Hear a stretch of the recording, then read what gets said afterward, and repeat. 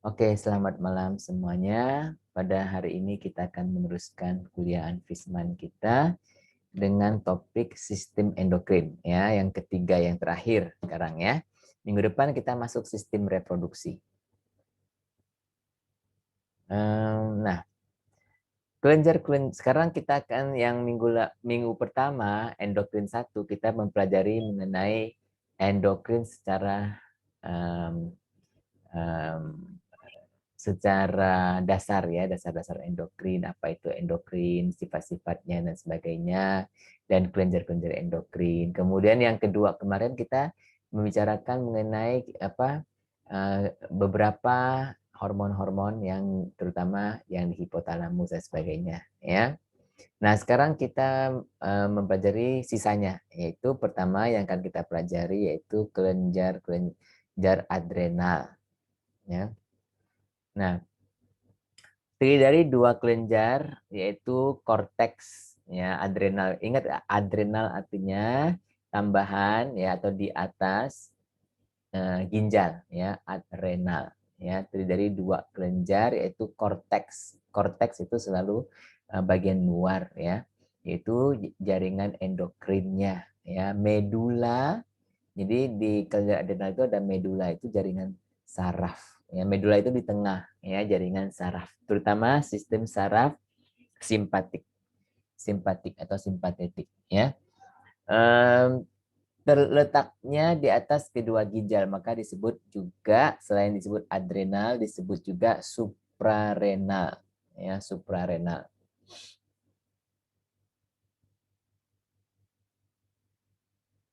Nah, korteks adrenal tadi kan hormon-hormon dikeluarkan oleh korteks adrenal ya. Memproduksi dan mengeluarkan hormon-hormon steroid yaitu kortikosteroid ya. Bahasa Inggris biasanya disebut pakai C ya, kortikosteroid atau kita sebut CCS. Kalau saya biasanya saya singkat jadi CCS apa? Kortikosteroid. Kan C-nya ada dua, kortikosteroid ya, CCS. Oke. Terdiri dari tiga lapisan dan setiap lapisan. Jadi ini lapisan korteks ini ada tiga lapisan lagi ya. Dan setiap lapisan mengeluarkan hormon yang berbeda ya. Yaitu lapisan pertama adalah zona glomerulosa. Ya, jadi kamu jangan, ini glomerulus kan adanya di ginjal ya, tapi ini zona glomerulosa ini lain ya. Nah, dia ini mengeluarkan hormon yang kita sebut mineralokortikoid ya, mineralokortikoid, karena nanti urusannya dia urusan berperan dalam ekskresi ya, reabsorpsi dan sekresi ion-ion ya. Ini mineralokortikoid ya. Contohnya adalah aldosteron. Kan kita sudah belajar aldosteron ya. Nah, yang bagian kedua adalah zona fasciculata. Fasciculata ya. Yaitu disebut glukokortikoid ya, gluko. Kalau namanya gluko berarti dia ada urusan dengan glukosa, ya kan?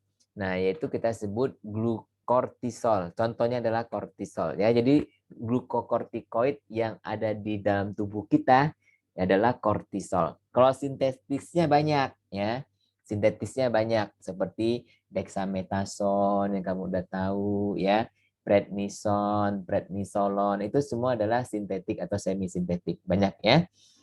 Nah, yang terdalam adalah zona reticularis ya, glomerulosa, fasciculata, dan yang ketiga adalah zona reticularis ya, di mana dia memproduksi hormon-hormon seks, yaitu hormon androgen ya, yang kita sebut gonadokortikoid. Kenapa gonado? Gonado karena gonad ya, berhubungan dengan alat kelamin ya.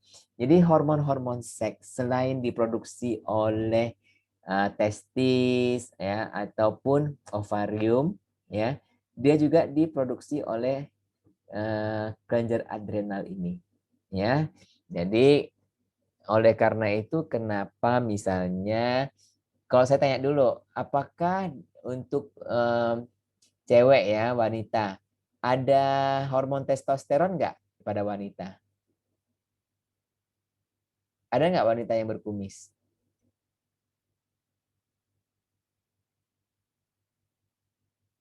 Ayah ente.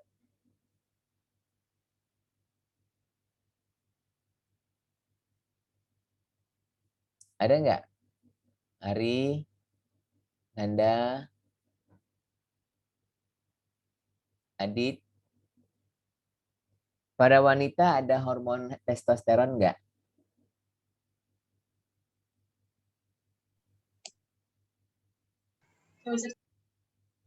Siapa yang jawab?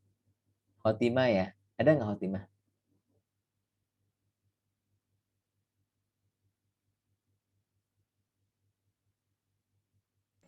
Kayaknya ada Pak dikit. Dikit ya, ada ya. Kan ada juga wanita itu punya kumis, punya bulu kaki, ada kan? Ada nggak? Ya. Nah, demikian juga pada pria, ada nggak hormon seperti estrogen itu ada nggak? Ada Pak. Ada ya. Makanya kita lihat ada juga pria-pria yang punya tetek gede juga ada ya. Ya enggak? Ya Pak. Ya, ya, kalau nanti perempuan juga ya. Nah, jadi karena itu hormon-hormon itu dalam jumlah kecil ya, tetap diproduksi misalnya oleh kelenjar adrenal ini ya, tepatnya di zona retikularis ya, androgen. Jadi meskipun ya, nah meskipun dia seorang pria tapi dia tetap ada estrogen, meskipun dia seorang wanita dia tetap ada testosteron ya. Nah, tapi antara hormon testosteron dan estrogen itu nggak jauh beda loh ya. Secara kimia hampir sama ya, nggak jauh beda ya. Cuman beda-bedanya di OH-OH-nya itu nanti ya. Nah, jadi kalau ini adalah korteks. Jadi di sini adalah adrenal ya, kelenjar adrenal, medula ya, yang paling luar ini korteks ya, dan keduanya adalah di dalamnya adalah medula ya. Nah, untuk korteks ini dia ada 3 zona, kan tadi sudah disebut ya, zona glomerulosa ini, zona fasciculata ya, dan zona reticularis ya, di mana dia memproduksi mineral, gluko, dan seks yang paling dalam ya. Nah, dari hormon ini yang kalau yang minggu lalu itu kebanyakan hormon berbasiskan asam amino ya. Sekarang kita banyak membicarakan hormon berbasiskan kolesterol atau steroid ya. Jadi hormon-hormon ini dasarnya adalah steroid. Jadi steroid ini adalah kolesterol ya. Kolesterol ini ada cincin steroid. Apa itu cincin steroid? Yaitu fenantren. Kamu lihat nggak? 1, 2, 3. 3 siklik ini dalam bentuk fenantren ya. Ditambah dengan satu apa pentasiklik ya. Jadi ada satu rangkaian cincin ini yang penta. Ini kan semua 666 ini penta ya. Jadi satu pentasiklik dengan fenantren ini ya. Nah, ini ciri khas dari steroid. Oke. Nah, dia ada yang pertama kan tadi zona zona glomerulosa ini ya. Nah, dia itu dari asalnya kolesterol ya, dia dapat berubah menjadi pregnenolon, kemudian jadi progesteron, dari progesteron kemudian menjadi kortikosteron dan menjadi aldosteron ya. Jadi hampir sama-sama juga, dia kan steron gitu ya, hampir sama-sama juga. Oke. Nah, kalau zona fasciculata tadi yaitu dia pregnenolon. Jadi semua sama ya, dari kolesterol menjadi pregnenolon dulu, kemudian dia jadi progesteron juga ya. Kemudian dia akan menjadi kortisol, kortikosteron ya.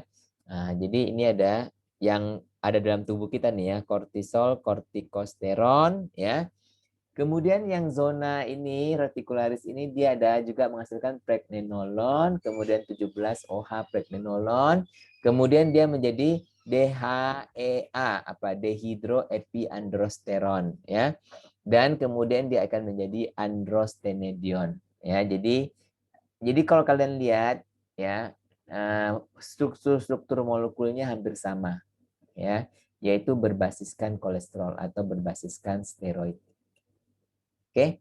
Nah, hormon-hormon adrenal yang pertama adalah mineralokortikoid seperti tadi kita sebut ya. Nah, contoh paling umum adalah aldosteron. Dihasilkan oleh bagian korteks adrenal terluar, mengatur kandungan mineral di dalam darah, air, dan keseimbangan elektrolit. Ya, organ targetnya adalah ginjal. Nah, produksinya dirangsang oleh renin dan angiotensin 2 ya. Nah, ACTH juga apa ACTH itu adrenocorticoid kortikotropin hormon. Jadi adalah hormon yang memacu ya produksi kortikotropin ini ya. Dan konsentrasi natrium dan kalium dalam plasma ya, konsentrasi natrium dan kalium dalam plasma. Kemudian produksinya dihambat oleh atrial natriuretic peptide. Kalian tahu kan itu AMP ini dihasilkan oleh dinding atrium ya, atrial natriuretic peptide. Oke. Nah, jadi yang tadi itu dia ya kalau ini mekanismenya ya. Misalnya kan di ada kenaikan tekanan darah misalnya ya, kenaikan tekanan darah atau kenaikan volume darah ya. Apa yang akan terjadi? Ya, ANP akan naik. Nah, ANP akan naik, dia akan menghambat apa? Menghambat produksi aldosteron ya. Nah, sedangkan aldosteronnya sendiri, aldosteron ini dia akan ya kalau aldosteron itu dihasilkan, ya dia akan meningkatkan absorpsi ya atau reabsorpsi air dan natrium, ya dan dia akan meningkatkan ekskresi kalium. Jadi exchange ya pertukaran antara natrium dan kalium ya. Natrium akan banyak direabsorpsi, artinya masuk kembali ke darah ya, sedangkan kalium akan dikeluarkan ya. Nah, dengan demikian karena dia mereabsorpsi air sehingga air akan bertambah ya, volume darah akan bertambah. Kalau volume darah bertambah, tekanan darah bertambah ya. Jadi kalau kita lihat kalau tekanan darah bertambah, dia akan menghasilkan ANP. ANP akan menghambat. Kalau menghambat berarti nanti volume akan menurun. Bukan menaik tapi menurun ya. Nah, ini yang menghambat, tapi yang merangsang yaitu menstimulasi yaitu ACTH ya. Dan ACTH itu dihasilkan oleh apa? Dihasilkan oleh anterior pituitary. Itu minggu lalu ya. Anterior pituitary. Itu pituitary yang depan ya. Kemudian kalau misalnya ada penurunan volume darah ataupun penurunan tekanan darah ya, maka sel-sel di mana masih ingat nggak juxtaglomerular itu ya, sel-sel granular itu akan terangsang apa itu ya, akan terstimulasi sehingga akan mengeluarkan lebih banyak renin ya, dan renin akan memacu angiotensinogen menjadi angiotensin 1 kan. Nah, nanti angiotensin 1 menjadi angiotensin 2. Nah, angiotensin 2 ini akan merangsang pengeluaran aldosteron ya.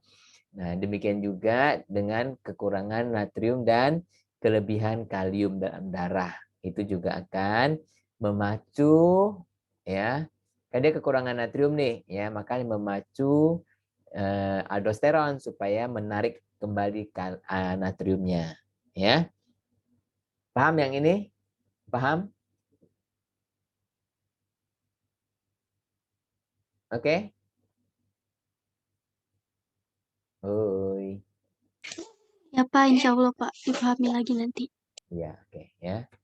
Nah, yang kedua adalah glukokortikoid ya, atau di dalam tubuh kita ada tadi kortison dan kortisol ya. Kortison itu yang apa namanya, dalam bentuk teroksidasi ya, dia mempunyai keton. Kalau ini kortisol dia OH ya.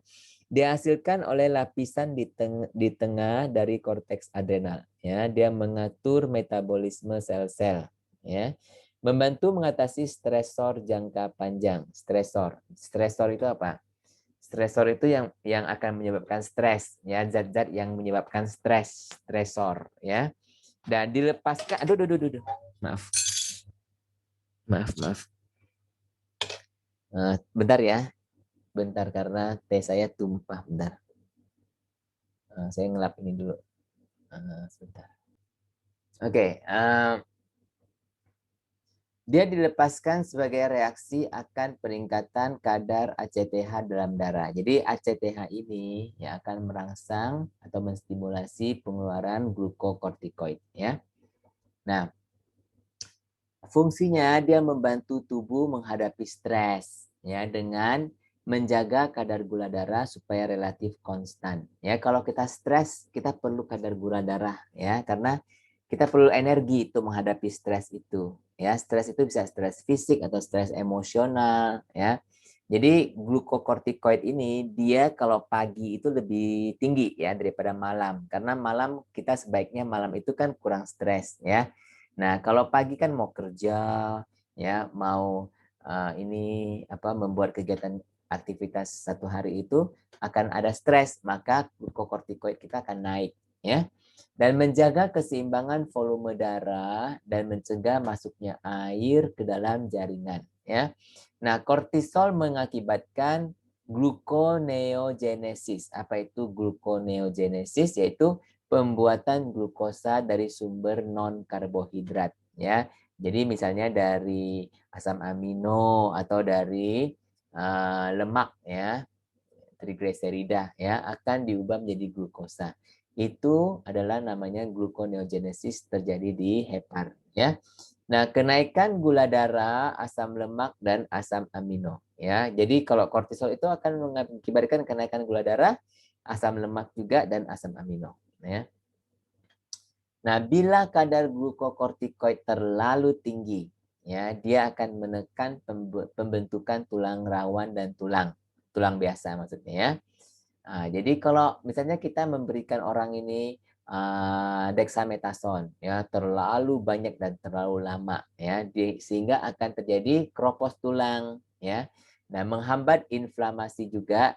Nah, tapi dia akan menghambat inflamasi itu bagus, ya, menghambat peradangan, oke. Menekan sistem imun, nah ini nggak bagus menekan sistem imun, ya. Meningkatkan perubahan dalam fungsi kardiovaskular, fungsi jantung, ya, saraf dan pencernaan makanan. Ya. Jadi sedikit banyak dia akan mempengaruhi ini, ya, fungsi kardiovaskular, saraf dan pencernaan makanan.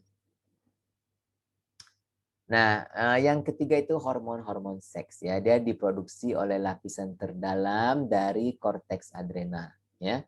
Nah, androgen hormon pria contohnya testosteron. Estrogen hormon wanita, ya. Androgen berperan di dalam onset pubertas, ya, munculnya karakteristik seks sekunder seperti kumis, perubahan suara dan sebagainya. Dan nafsu. Nah, ternyata si testosteron itu juga mempengaruhi nafsu syahwat pada wanita, ya. Jadi bukan hanya pada pria tapi pada wanita juga, ya. Nah, androgen dapat diubah menjadi estrogen setelah menopause. Jadi ternyata setelah orang itu menopause, ya, dia androgen ini yang diproduksi oleh korteks adrenal ini dapat diubah menjadi estrogen karena dia kan hampir nggak jauh beda gitu ya kimianya, ya. Nah, karena pada orang yang sudah menopause, ya kan, tidak ada lagi produksi estrogen oleh sel telur karena sel telurnya udah nggak dilepasin lagi, ya. Nah, jadi estrogennya udah berkurang, ya. Nah, sehingga dia dari androgen menjadi estrogen, ya. Nah, kelainan-kelainan kekurangan kortikosteroid. Nah, kalau yang digambar ini nih yang kekurangan kortikosteroid, ya. Akan terjadi Addison disease. Apa itu Addison disease? Ya, yaitu penyakit Addison, ya. Fluid and sodium loss, ya. Jadi dia kehilangan cairan dan Na, sodium, ya. Cannot resist stress. Jadi nggak bisa ada stres dikit langsung dia nggak bisa, ya. Kemudian fatigue, jadi capek, ya, dan imunitasnya turun, ya. Kemudian hipoglikemi, dia akan terjadi hipoglikemia, ya, kekurangan glukosa, ya. Hiperpigmentasi, kulit menjadi kehitaman, ya, hiperpigmentasi. Jadi hiperpigmentasi ini sebagai suatu ciri-cirinya kalau dokter itu melihat mungkin kemungkinan ini, ya. Nah, kelebihan glukokortikoid, kelebihannya sekarang ini dia menjadi Cushing syndrome. Kalau ini namanya Cushing syndrome apa? Moon face, ya. Jadi si mukanya itu jadi kayak bulan, ya, moon face. Buffalo hum, apa itu buffalo hum di sini, ya, di leher sini, ya. Jadi kayak ada satu hum di sini, satu peningkatan sini, ya. Kemudian dia akan terjadi hiperglisemia, ya. Nah, ini contoh, masih banyak lagi tanda-tanda lain, misalnya dia ini akan ada tumbuh kumis, ya. Kemudian muscle itu otot-otot jadi lemah, ya. Nah, juga ini kulitnya, ya, mudah terjadi luka, ya. Jadi kayak itu biru-biru itu apa namanya? Kalau kepentok itu biru-biru apa namanya? Bahasa Indonesianya? Memar, Pak. Memar, ya, cepat memar, ya. Kemudian kalau di perut-perut ini ada stretch mark, ya, stretch mark, ya. Jadi stretch mark ini sebenarnya karena adanya timbunan lemak, ya, timbunan lemak di sini, ya, stretch mark. Oke. Nah, kemudian hormon-hormon adrenal medula yang tadi itu kan sambungannya, ya. Nah, tadi kan adrenal cortex, sekarang adrenal medula, ya, adrenal medula. Nah, terbuat dari sel-sel kromafin yang mengeluarkan epinefrin. Jadi kalau kalian tahu epinefrin atau nama lainnya adrenalin, ya, atau norepinefrin, nama lainnya noradrenalin, ya. Nah, sekresi hormon-hormon ini menyebabkan kadar gula cenderung naik, ya. Pembuluh-pembuluh darah akan berkontriksi, ya, terutama norepinefrin, ya. Jadi terjadi kontriksi pembuluh darah. Jantung akan berdetak lebih cepat, ya, pada epinefrin. Darah akan mengalir ke otak, dialihkan ke otak, jantung dan otot-otot skeletal, ya. Ya, perlu tindakan lebih cepat itu seperti otak, jantung, dan otot-otot skeletal. Ya. Nah, stres dan adrenal dan kelenjar adrenal. Jadi kalau ada stres kan, stres ini masuk ke hipotalamus itu karena hipotalamus itu mengontrol fungsi-fungsi yang lebih tinggi, ya. Jadi kayak kejiwaan, stres, ya. Kemudian akan ada impuls, jadi suatu berita, ya, ke saraf, ya. Jadi ini namanya itu spinal cord, tali tulang belakang ini, ya. Nah, di sini ada preganglionik simpatetik, ya. Jadi ini serabut saraf simpatetik, ya. Yang preganglionik artinya sebelum ganglion, ya. Nah, dia itu mempersyarafi adrenal medula. Jadi dia bisa memberikan perintah, "Oi, ciptakan, ya, lebih banyak adrenalin, karena adrenalin itu dikeluarkan oleh adrenal medula, ya. Nah, katekolamin, kenapa mereka itu disebut juga katekolamin? Karena dia ada unsur katekol, ya. Nah, katekolamin ini dia akan menaikkan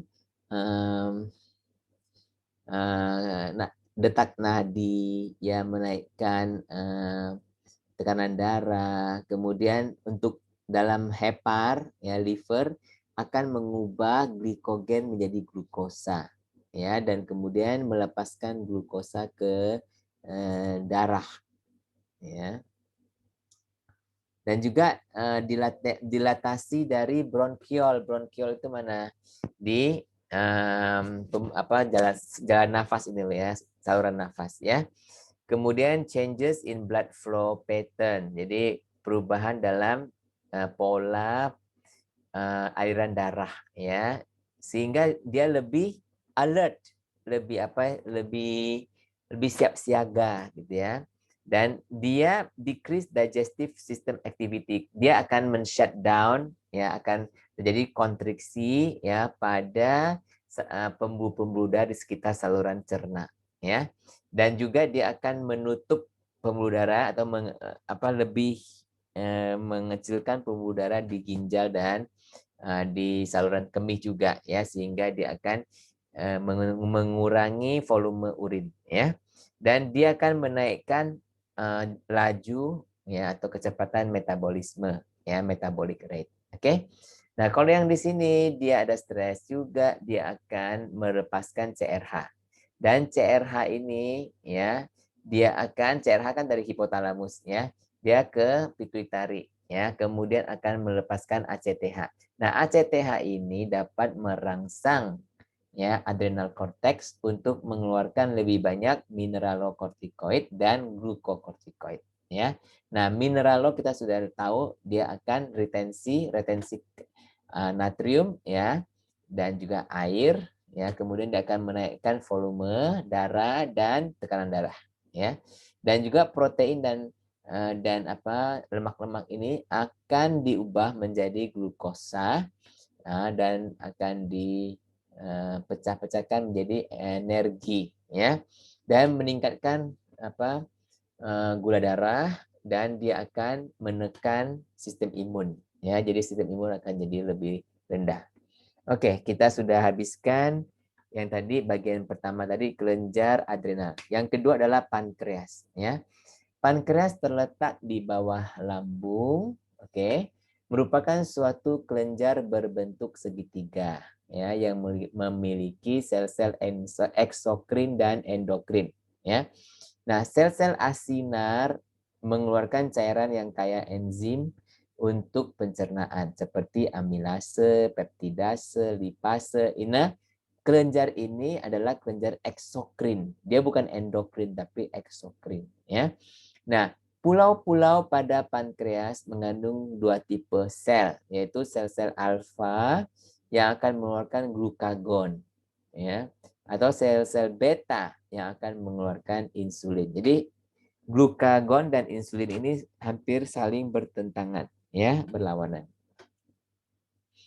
Nah, ini pankreas ya, dan pankreas islet ini pulau-pulau di pankreas ya. Eksokrin ini kelenjar eksokrin yang mengeluarkan amilase dan sebagainya ya. Dan yang ini dia adalah alfa, sel alfa ya, yang kecil-kecil ini. Oke. Yang ini adalah kapilari, kayak kacang ini adalah kapiler. Oke.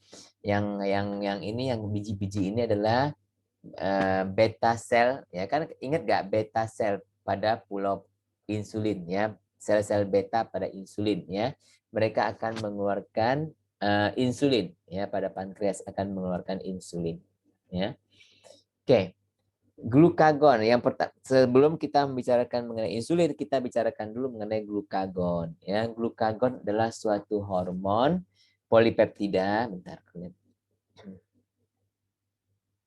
17 ya, jadi masih setengah lagi. Glukagon adalah suatu hormon polipeptida yang terdiri dari 29 asam amino.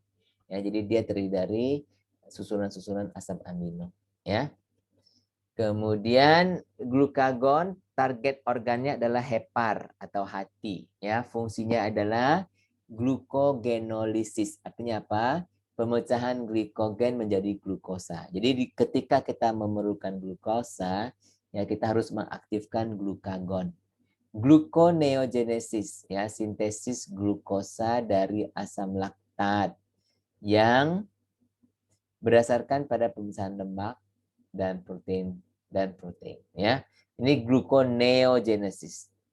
Dan mengeluarkan glukosa dari sel-sel hepar ke darah. Nah, jadi glukagon akan meningkatkan kadar gula darah ya. Dia makanya disebut hormon hiperglikemia ya, karena dia menyebabkan hiperglikemia ya. Nah, yang kedua adalah insulin.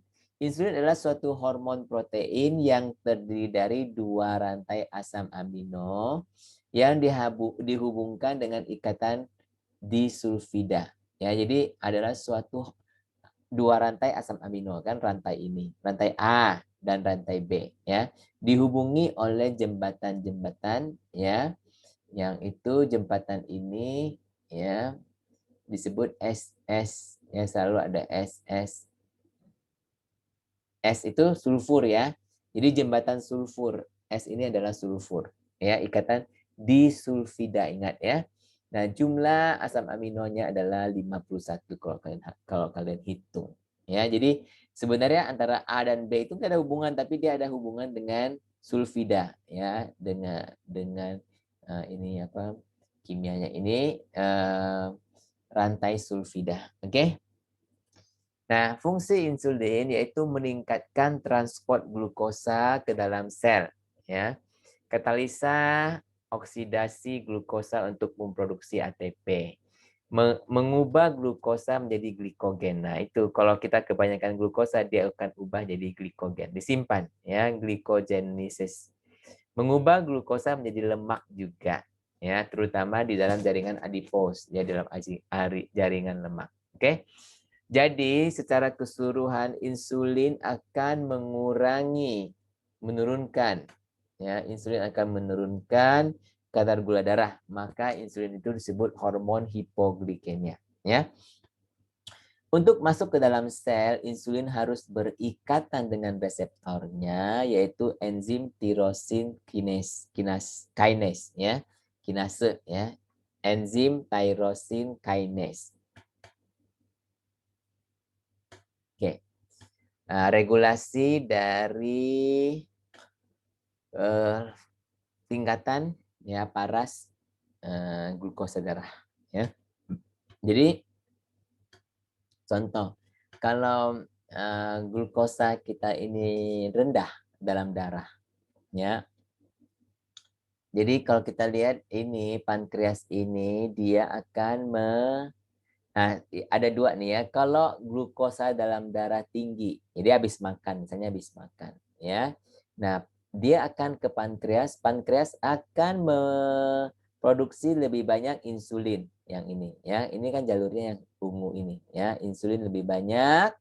Nah, insulin akan menstimulasi pengambilan glukosa dari tubuh ya, karena insulin itu akan mengubah glukosa yang ada di tubuh itu menjadi glikogen ya, dan dengan demikian dia akan menurunkan gula darah. Oke. Nah, insulin juga akan menstimulasi pembentukan glikogen bukan apa glikogen, itu pengumpulan glikogen. Jadi glikogen itu sesuatu yang baik. Oke. Nah, sedangkan kalau dalam tubuh kita ya gula darahnya rendah, maka akan ada sensor ke pankreas, oi gula darah udah rendah, oi. Jadi pankreas akan mengeluarkan hormon glukagon. Dan hormon glukagon ini akan menyebabkan sebaliknya, ya, dia akan menstimulasi pemecahan glikogen. Jadi dari glikogen menjadi glukosa, ya, sehingga akan menaikkan kadar glukosa darah. Ya. Jadi inilah dari yang rendah akhirnya juga jadi tambah darah. Oke. Nah, kita masuk kepada hormon-hormon gonad ya sekarang ya. Nah, wanita memiliki sepasang ovarium yang terletak di rongga pelvik ya. Nah, ovarium itu mengeluarkan hormon estrogen dan progesteron. Ya. Nah, estrogen itu diproduksi oleh folikel graf dan plasenta. Jadi ada plasenta juga yang memproduksi estrogen. Iya, ya. Fungsinya yaitu merangsang pertumbuhan karakteristik sel sekunder pada wanita, yaitu pembesaran payudara, suara meninggi, bulu ketiak, dan pubik. Pubik itu bulu di bawah itu ya, bulu di kemaluan ya, pubik ya. Mematangkan organ-organ reproduksi wanita. Oke. Membantu mempersiapkan uterus atau rahim untuk menerima sel telur yang sudah dibuahi atau zigot ya. Membantu menstabilkan kehamilan Jadi supaya nggak terjadi keguguran, ya. Menyiapkan payudara untuk memproduksi ASI. Jadi ya estrogen ini sangat berguna, ya, berfungsi. Oke. Sedangkan progesteron itu dia diproduksi oleh corpus luteum atau badan kuning, ya, yaitu folikel-folikel graft yang sudah mengeluarkan sel telur. Jadi kalau folikel graft itu sudah keluarkan sel telur, dia nggak langsung dibuang, ya, karena dia akan mengeluarkan badan kuning atau corpus luteum, ya. Perannya itu bekerja sama dengan estrogen untuk mengatur siklus menstruasi, ya. Kemudian membantu implantasi embrio ke dalam usus. Ya, jadi progesteron itu juga membantu implantasi embrio. Oleh karena itu, kalau orang habis misalnya kelupaan nih ya berhubungan seksual tanpa kondom atau dia masih dalam masa subur, ya. Kemudian dia akan minum obat ya untuk obat yang kita sebut morning after pill, ya. Nah, obat itu sebenarnya kayak apa ya, kalau di apotek kamu mungkin tahu apa Prostinor, ya. Obat ini mengandung progesteron dalam jumlah yang sangat tinggi, ya, beberapa kali lipat, ya. Nah, hanya dia langsung dapat apa memperburuk implantasi. Jadi kan ini membantu implantasi. Kalau kalau sangat tinggi ya dia akan menyebabkan apa?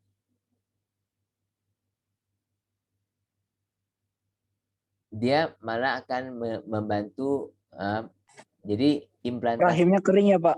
iya implantasinya itu nanti embrionya itu akan sebenarnya akan tergugur ya, tapi dia sebenarnya dia akan menyebabkan jalannya sperma itu ke sel telurnya akan jadi lebih susah. Ya nanti deh minggu-minggu depan kita pelajari ini. Tapi Ya. kalau misalnya minum ini akan banyak lebih menstruasi nggak sih? Maksudnya menstruasi jadi nggak teratur gitu ya Pak?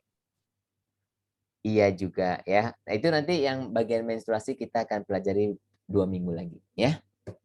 Oke. Ya. Nah, hormon-hormon gonad lelaki. Tadi kan wanita, sekarang lelaki ya. Lelaki memiliki sepasang testis, ya, jamaknya adalah testes ya, yang terletak di bawah skrotum, yaitu kantong di bawah pelvik ya. Nah, sel-sel interstisial dalam testis memproduksi beberapa hormon androgen, terutama testosteron. Nah, peranan testosteron adalah memunculkan karakteristik seks sekunder pada pria, yaitu kumis, bulu-bulu ketiak, pubik, kaki, dan suara bass, ya, dan sebagainya.